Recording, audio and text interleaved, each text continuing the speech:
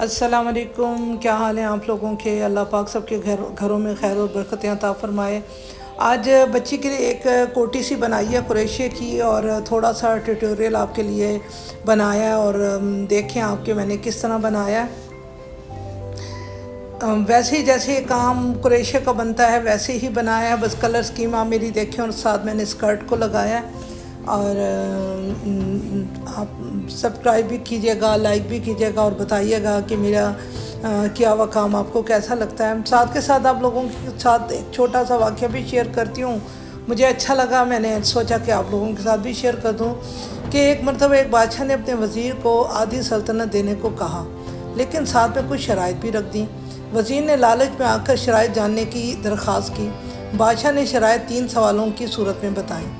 सवाल: दुनिया की सबसे बड़ी सच्चाई क्या है?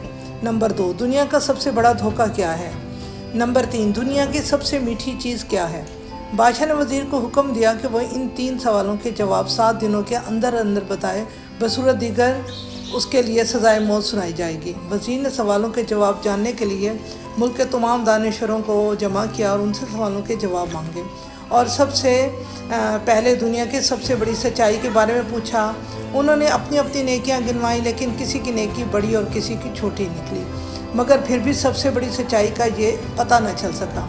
इसके बाद वज़ीर ने सबसे बड़ा धोखा जानने के लिए कहा, तो तमाम दानिशवरों ने अपने दिए हुए फ़रेब का तस्करा करते हुए सोचने लगे कि किसने किसको सबसे बड़ा धोखा दिया। लेकिन वज़ीर इससे भी मुतमईन ना हुआ, और मौत की सज़ा से बचने के लिए राह फ़रार में ही आफियत जानी। चलते चलते शाम हो गई। उस दौरान उसको एक किसान नज़र आया जो खुरपी से ज़मीन खोद रहा था। किसान ने वज़ीर को पहचान लिया। वज़ीर ने उसको अपनी मुश्किल बताई, जिसे सुनकर किसान ने उसके सवालों के जवाब को यूं दिए: दुनिया की सबसे बड़ी सच्चाई मौत है, दुनिया का सबसे बड़ा धोखा ज़िंदगी है। तीसरे सवाल का जवाब बताने से पहले किसान ने कहा कि मैं अगर तुम्हारे सारे सवालों का जवाब बता दूं तो मुझे क्या मिलेगा?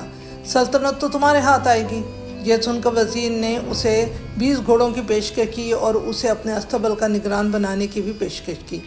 किसान ने यह सुनकर जवाब देने से इनकार कर दिया। वज़ीर ने सोचा कि यह किसान तो लगता है आधी सल्तनत का ख्वाब देख रहा है। चुनांचे तीसरे सवाल का जवाब जाने बगैर ही वहाँ से जाने का इरादा कर लिया। वज़ीर जाने लगा तो किसान बोला कि अगर भाग जाओगे तो सारी ज़िंदगी भागते रहोगे, और बादशाह के बंदे तुम्हारा पीछा करते रहेंगे। पलटोगे तो जान से मारे जाओगे।